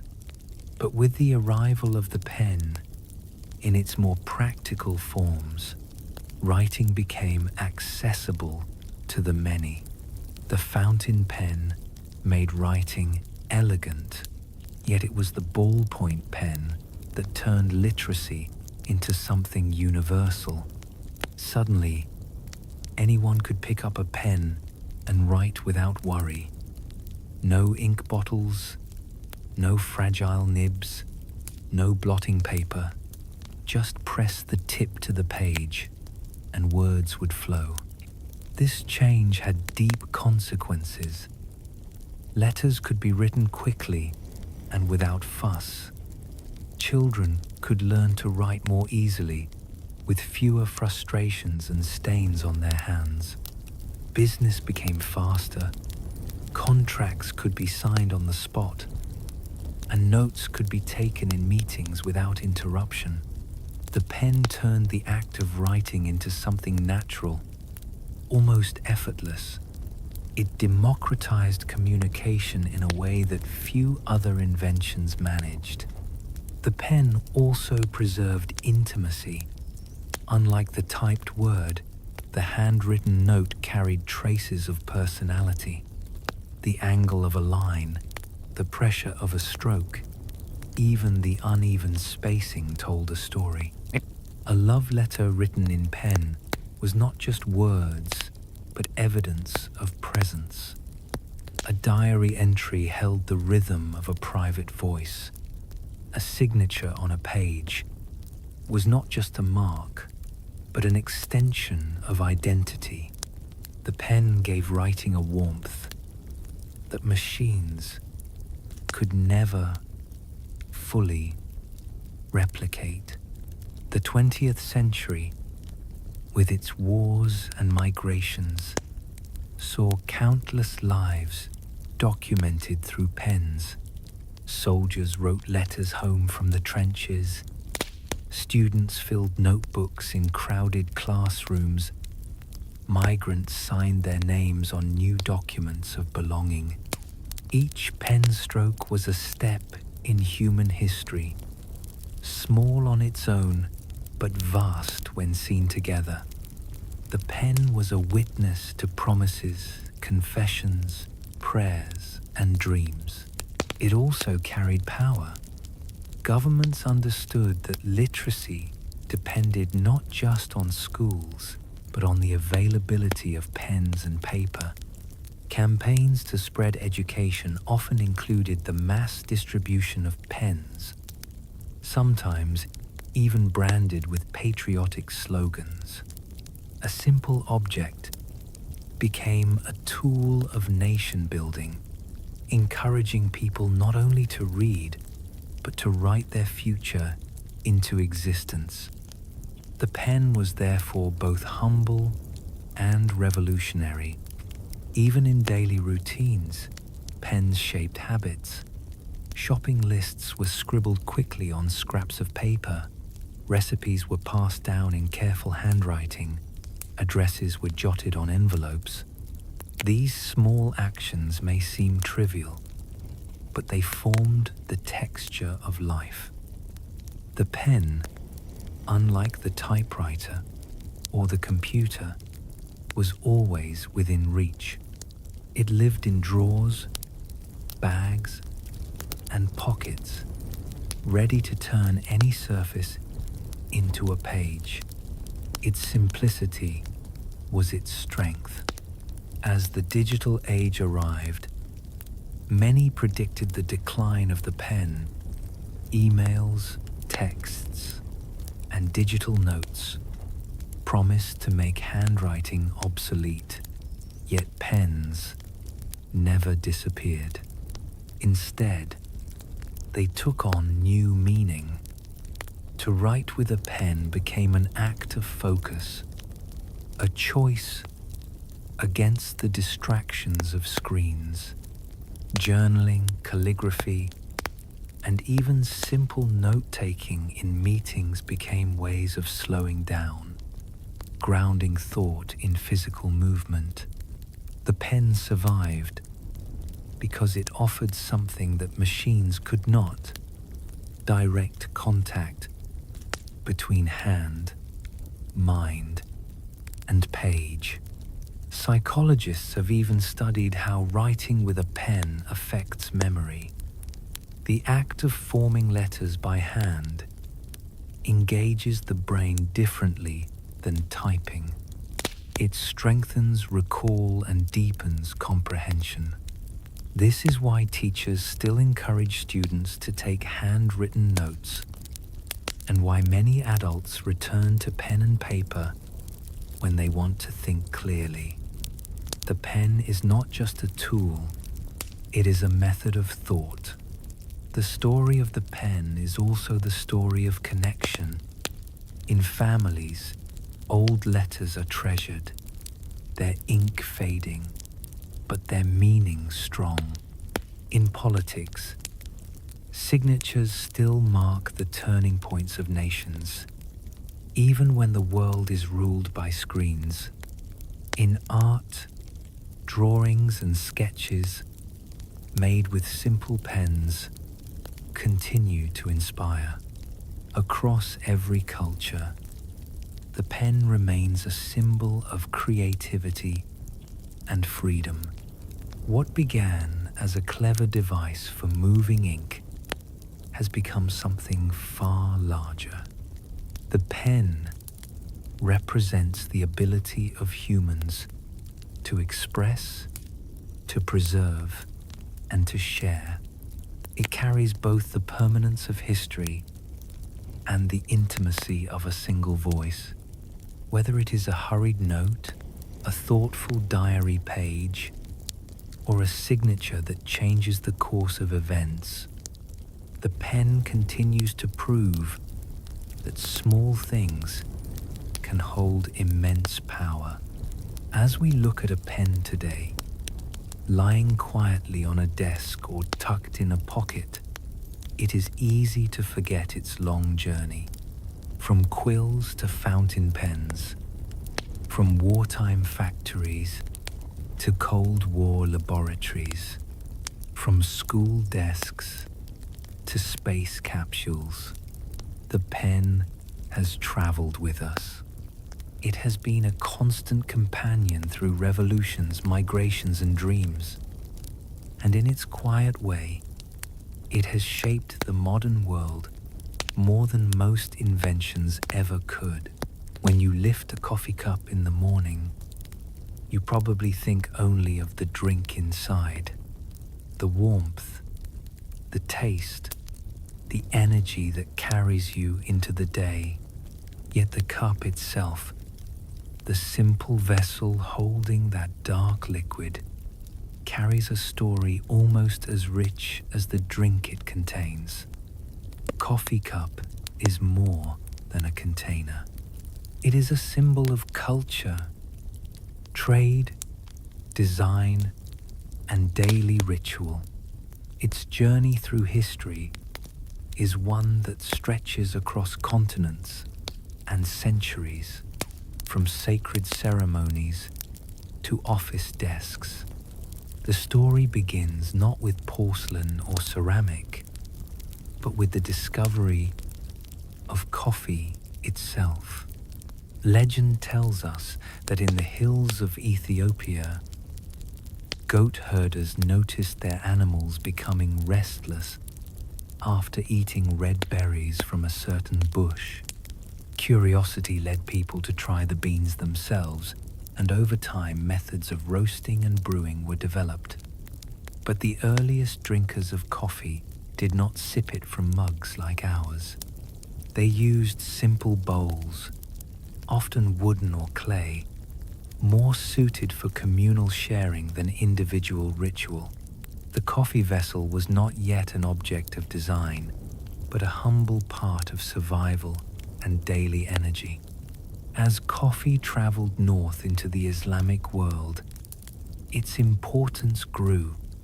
In places like Yemen and the Ottoman Empire, the drink became central to both religious and social life. Coffee houses appeared, offering spaces where men gathered to read, debate, and exchange ideas. These houses required vessels, and so the first recognizable coffee cups emerged.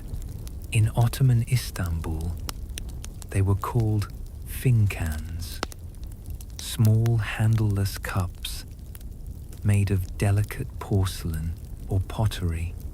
They were often placed inside an ornate holder made of metal, allowing hot drinks to be enjoyed without burning the hands.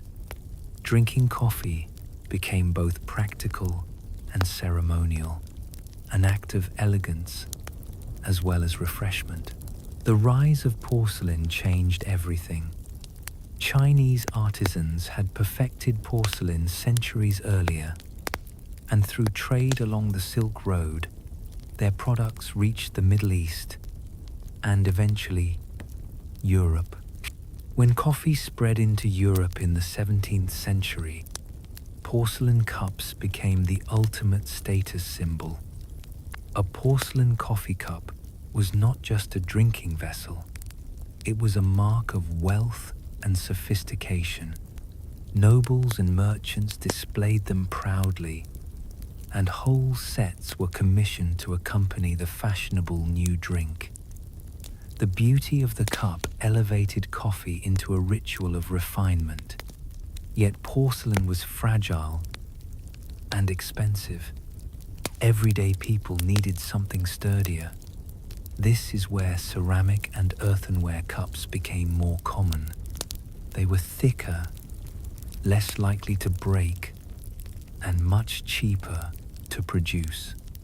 As coffee spread through Europe and into the Americas, the ceramic mug began to take shape. These early mugs had handles, a small but revolutionary design feature. Handles allowed people to drink hotter liquids with comfort, changing the experience of coffee from delicate sipping to hearty, daily consumption. The handle turned the cup from a luxury item into something democratic, available to all. By the 19th century, the coffee cup reflected industrial progress.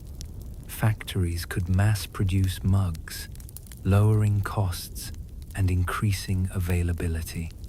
Decorative designs were printed directly onto the surfaces, bringing art into everyday life. Suddenly, a coffee cup could carry a company logo, a floral pattern, or even political messages. Cups became part of identity, a way to express taste, belief, or belonging. They were no longer just vessels, but objects that carried meaning beyond their function. In the 20th century, another shift occurred. Work culture transformed coffee drinking into a symbol of productivity. The office mug, often oversized and sturdy, became a daily companion. Coffee was no longer just about pleasure. It was fuel for long hours at the desk, a companion to paperwork and meetings. In this context, the design of the cup reflected durability and practicality. Thick rims, stackable shapes, and simple white ceramic designs defined the professional environment. The cup became a quiet but essential part of modern labor.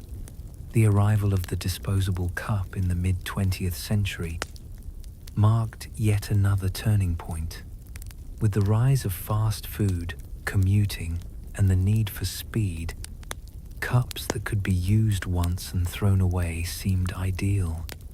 Paper cups with wax or plastic coatings allowed coffee to travel with people. No longer tied to kitchens or cafes, coffee drinking became mobile. The disposable cup captured the spirit of modern life, fast-moving and practical, yet also wasteful. It represented both convenience and a challenge, as mountains of discarded cups began to pile up around the world. Despite these changes, the coffee cup remains deeply personal. People often have a favorite mug at home, one that feels just right in the hand, familiar and comforting. These mugs may be chipped, stained, or mismatched, but they hold memories, a morning ritual, a late-night study session, a conversation shared with a friend. The coffee cup is not just an object. It is a witness to ordinary moments that form the fabric of life. Even in a world of global chains and uniform branding, regional traditions survive. In Italy, tiny espresso cups still dominate. In the Middle East, small fincans remain a sign of hospitality. In the United States, oversized mugs speak to abundance and long hours of work. Each culture shapes the coffee cup to its own rhythm, proving that a vessel can reflect entire ways of life. When you look at your own cup, sitting on a desk or warming your hands in the morning, you hold centuries of history without realizing it. From goat herders in Ethiopia to scholars in Ottoman coffee houses, from aristocrats with porcelain to workers with office mugs, the coffee cup has been a constant companion of human ambition and comfort. It is simple, ordinary, and overlooked, yet its story tells us much about who we are. The next time you take a sip, pause for a moment. The cup you hold is more than ceramic or paper. It is a fragment of human history in your hands. The journey of the coffee cup is also the journey of materials.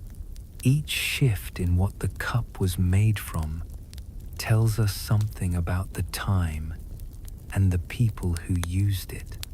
From fragile porcelain to sturdy ceramic, from mass-produced office mugs to the convenience of paper, the history of the cup is the history of how societies balanced beauty, function, and necessity. In its earliest European form, the coffee cup was almost always porcelain, imported from China or imitated by European craftsmen. Porcelain carried a glow that no other material could match. It was thin, almost translucent, and yet surprisingly strong.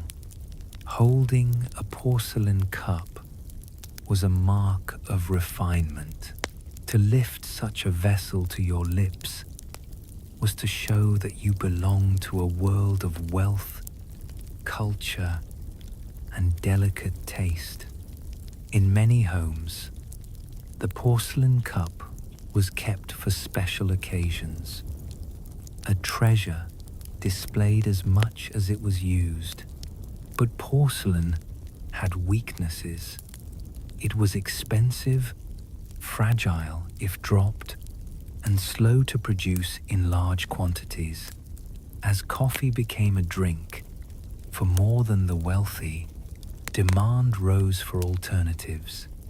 This is where ceramic entered the story.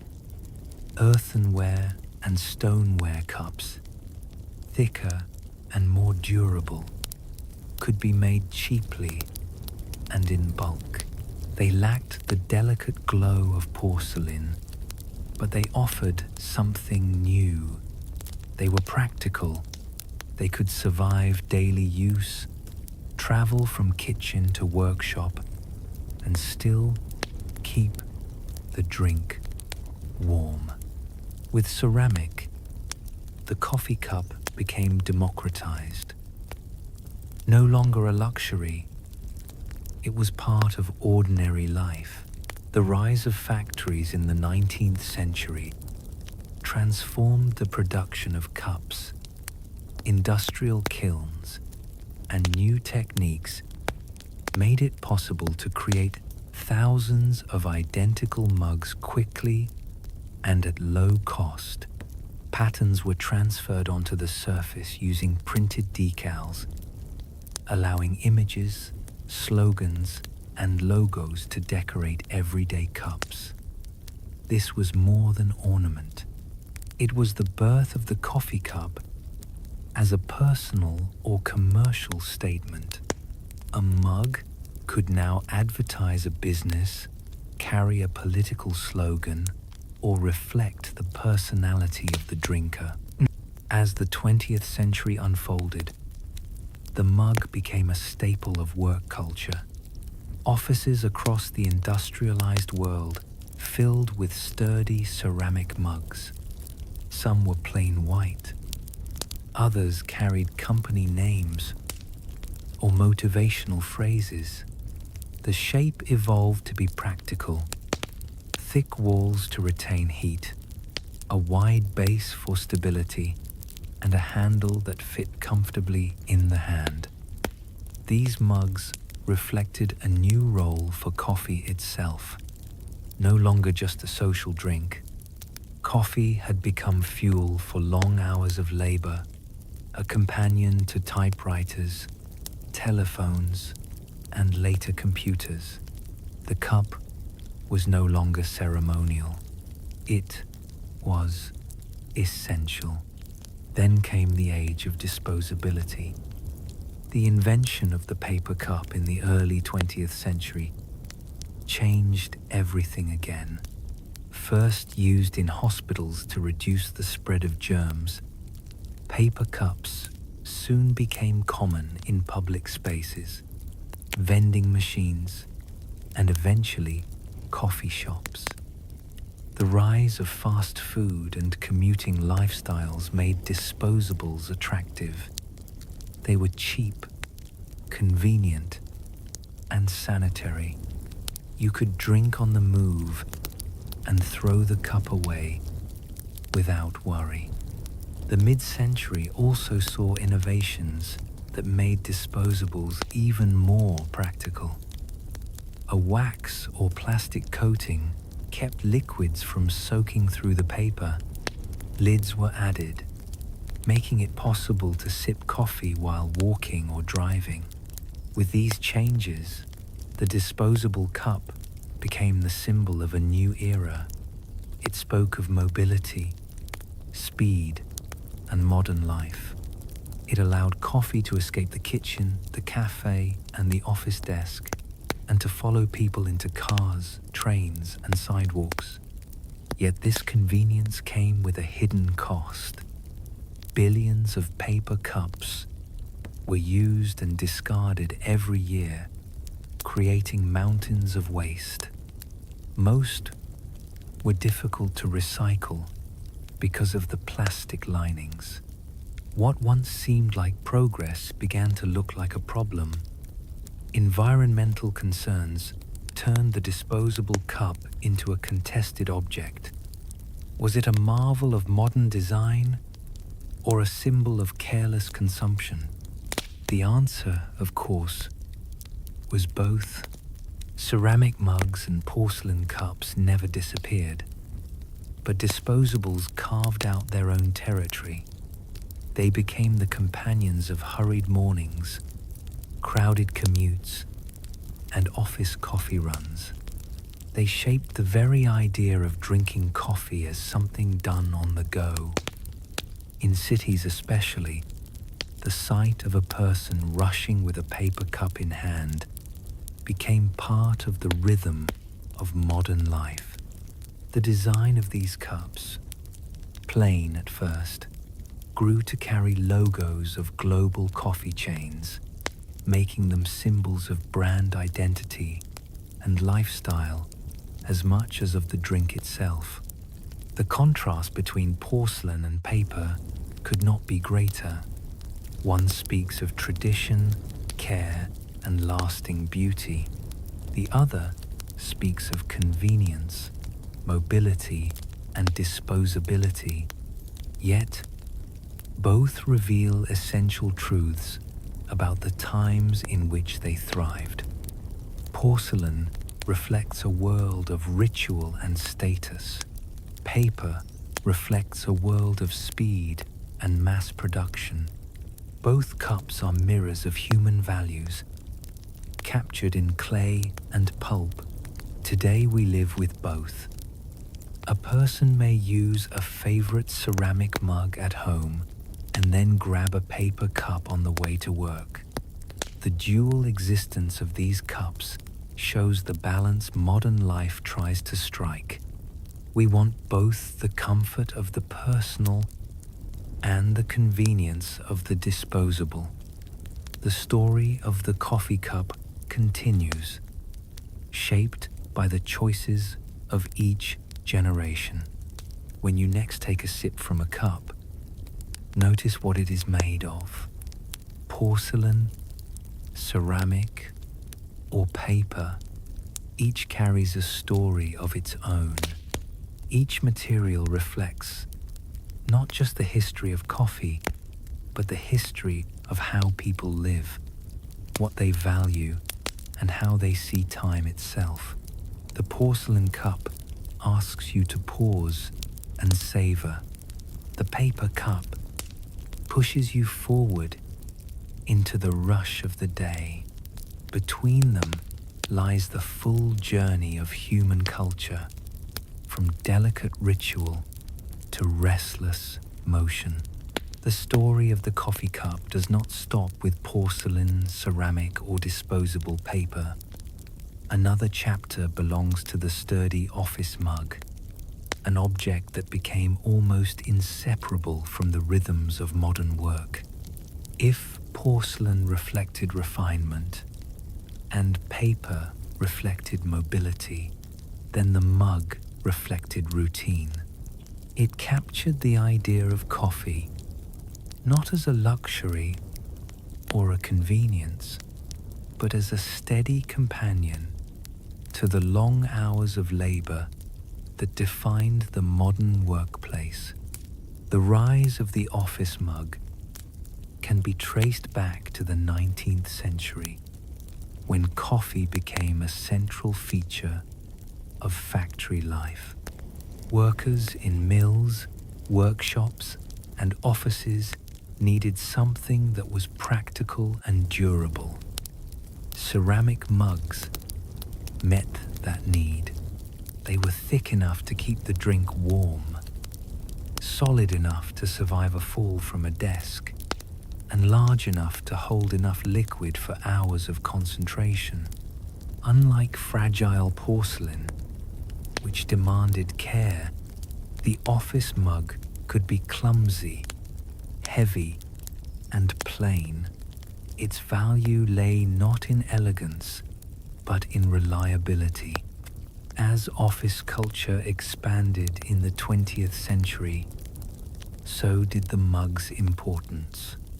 Rows of desks, typewriters clicking, telephones ringing, and stacks of paper piling high, all of it was accompanied by the sight of mugs resting beside blotters and in trays. For many workers, the day began not with the sound of a bell or the turn of a key, but with the familiar weight of a filled mug in their hands. The ritual of pouring coffee, settling into a chair, and lifting that first sip became as important as the work itself. the design of these mugs evolved to reflect their purpose. They were usually squat, with wide bases that resisted tipping. The walls were thick, keeping the contents hot for longer stretches. Handles were large enough for a firm grip, even when the mug was full. Many offices adopted plain white mugs that could be stacked and washed in bulk. But over time, personalization became common. A mug could be decorated with a company logo, a humorous slogan, or a picture from a family trip. In this way, the mug became an extension of the worker's identity, a small piece of home brought into the impersonal world of the office. By the middle of the century, mugs also began to carry the language of corporate branding. Businesses realized that a coffee mug was a perfect place to place their names. Conference rooms filled with promotional mugs, each one advertising a different company or event. Employees received mugs as gifts, and visitors left with mugs as souvenirs. In this sense, the mug was more than a vessel. It was a marketing tool, a token of loyalty, and a physical reminder of a shared workplace culture. The relationship between mugs and work was not only practical, but psychological. Studies in the late 20th century showed that many workers felt a deep attachment to their personal mugs. These mugs represented routine, comfort, and a sense of stability in environments that were often stressful. To lose one's mug could feel like losing a piece of identity. Some offices even had unspoken rules. Do not use another person's mug. Do not take it from their desk. And certainly do not wash it unless given permission. The mug had become sacred in its own quiet way. Workplace mugs also carried with them the rhythm of breaks. Coffee breaks were formalized in many industries as times when workers could pause, stretch, and reset. The mug was central to these pauses. It was not just a container, but a signal. To see someone holding a mug in the break room was to know that they were off duty, even if only for a few minutes. The mug marked a boundary between labor and rest, between obligation and personal time. As technology advanced, the mug adapted once again. Insulated mugs and travel mugs emerged, bridging the gap between the office and the commute. These versions carried coffee from home to the workplace and back again. Some had slogans, others had bright designs, but all shared the same function: to deliver warmth and focus through the long hours of the day. The travel mug was the portable cousin of the desk mug, reflecting the mobility of modern workers while still carrying the comfort of routine. Today, the mug remains a fixture of work culture. It sits beside computers, printers, and phones. It appears in video calls, carried from kitchen to desk. It is decorated with everything from motivational quotes to cartoon characters. But its essence has not changed. It still represents stability in the midst of constant motion, a pause in the rush of deadlines, a reminder that even in the most impersonal spaces, people seek comfort. The office mug is not as glamorous as porcelain or as controversial as the disposable cup. It is quiet, plain, and often overlooked. But in its quiet way, it shaped the modern experience of work. It turned coffee from a ritual of refinement or speed into a ritual of endurance. It became the companion of deadlines, the symbol of focus, and sometimes the excuse for a pause. To understand the mug is to understand the culture of labor itself.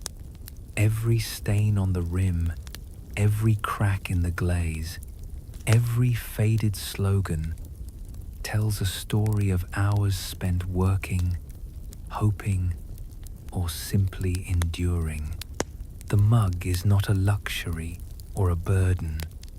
It is an emblem of persistence. When you lift one to your lips, you are not just drinking coffee.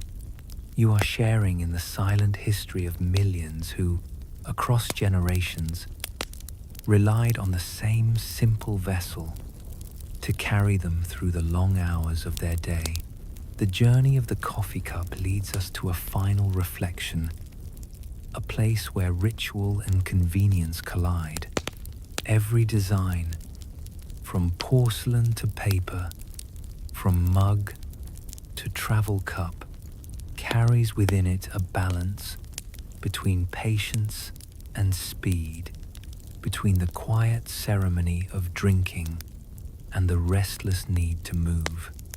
To follow the story of the coffee cup is to follow the changing rhythm of human life itself. The earliest cups, fragile and refined, belonged to a culture of ritual. To lift a porcelain cup in an Ottoman cafe or a Viennese salon was to participate in a moment of pause. These cups were never only about the liquid they held. They represented the art of conversation, the dignity of presentation, and the belief that some moments should unfold slowly. The small size of these cups was no accident. A few sips encouraged thoughtful talk, a chance to savor taste and company, a deliberate reminder that life could be lived one measured moment at a time. Then came the era of mobility. Paper cups and disposable designs shifted the meaning of coffee. What had once been an event became a fuel stop. Instead of porcelain placed carefully on saucers, there were stacks of cups waiting by machines in offices, train stations, and street corners. The experience was no longer about savoring, but about carrying. A person could drink while walking, while rushing to work, or while standing in a crowded subway. The ritual was not abandoned, but transformed. The pause became motion. The taste became secondary to the energy that coffee delivered. At the same time, the heavy mug reminded us of another side of modern life. If the paper cup symbolized speed, the mug symbolized duration. It was not for the traveler, but for the worker, not for fleeting moments, but for hours at a desk. It became the symbol of persistence, a companion through long stretches of effort. To hold a mug was to admit that the day would be long, that tasks would be many, and that the only way through was endurance. In this way, the coffee cup mirrors the human struggle between ritual and convenience. We long for moments of calm, Yet we are driven by demands of time. We seek beauty, yet we accept efficiency. The porcelain cup and the paper cup, the mug and the travel flask, they are not opposites, but reflections of the same tension. They show us that every sip of coffee is both a comfort and a compromise. This tension is visible in the modern cafe culture as well. On one side are coffee houses that emphasize craft. Baristas serve drinks in ceramic cups with delicate foam designs in spaces filled with soft music and warm light. These places recall the old rituals of conversation and stillness. On the other side are cafes designed for speed, with rows of paper cups waiting for names to be scribbled on their sides. These places reflect the desire for movement, the constant pulse of a world that rarely stops. The same drink, held in different vessels, carries entirely different meanings. Even technology has joined the story. Insulated travel mugs promise both ritual and convenience. They keep coffee warm for hours, allowing a person to sip slowly while still on the move. They offer the illusion of patience in the midst of haste. Yet even here, the compromise is clear. The travel mug is not as elegant as porcelain, nor as practical for mass use as paper. It is an object caught between worlds, just as we ourselves are caught between the need for rest and the demands of time. The history of the coffee cup is therefore more than a history of design. It is a mirror of human priorities. When people valued elegance, they chose porcelain. When they valued speed, they chose paper. When they valued endurance, they chose mugs. When they wanted both, they invented travel cups. Each choice reflected not only taste, but philosophy. The cup became a silent witness to what people believed mattered most at a given time. Perhaps the most striking thing is how ordinary the cup has become. We rarely notice it. It sits on desks, counters, and shelves. It is tossed away without thought, stacked in cupboards without care. And yet, behind every shape and every material lies centuries of invention, resistance, and adaptation. The fork might have changed how people ate.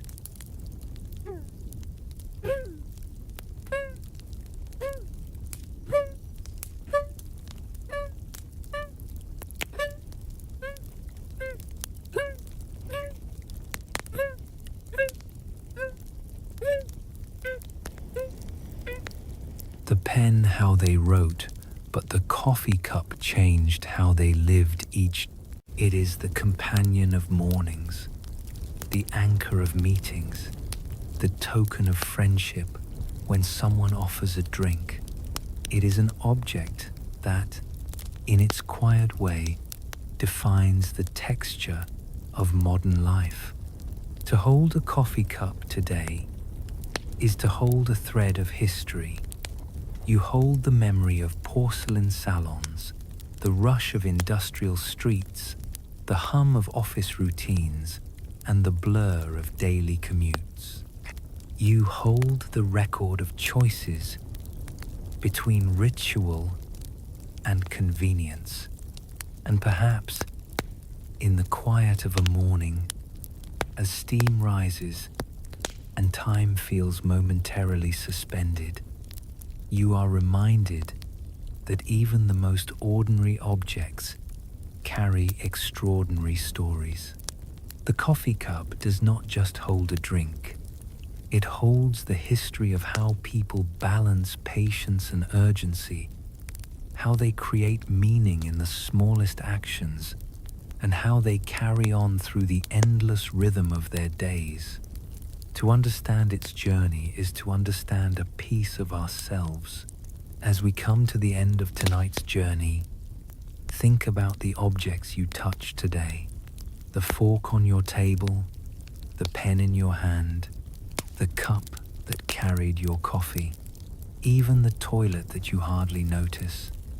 Each of these objects has a story that stretches back through centuries. They are more than tools. They are the silent witnesses of how people lived, how they solved problems, and how they carried their ideas forward.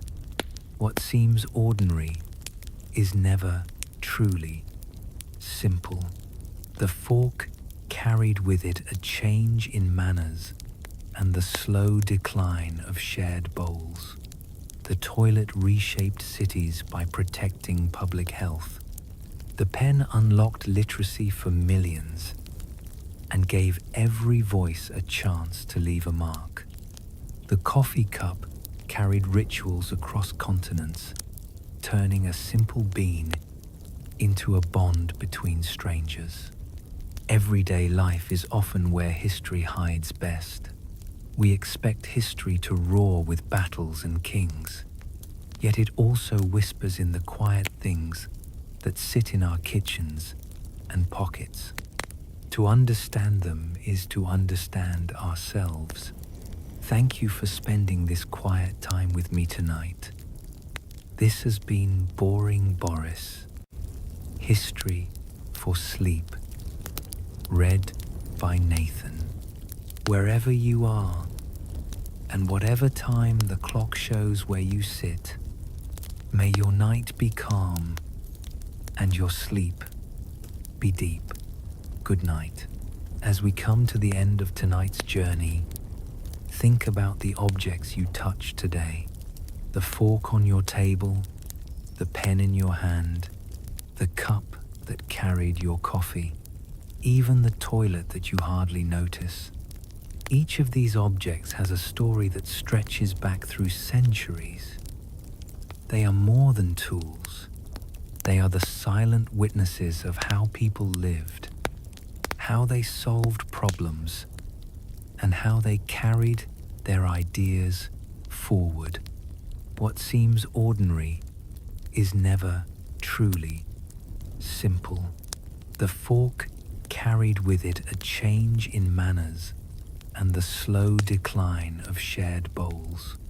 The toilet reshaped cities by protecting public health. The pen unlocked literacy for millions and gave every voice a chance to leave a mark. The coffee cup carried rituals across continents, turning a simple bean into a bond between strangers. Everyday life is often where history hides best. We expect history to roar with battles and kings, yet it also whispers in the quiet things that sit in our kitchens and pockets. To understand them is to understand ourselves. Thank you for spending this quiet time with me tonight. This has been Boring Boris, History for Sleep, read by Nathan. Wherever you are, and whatever time the clock shows where you sit, may your night be calm and your sleep be deep. Good night.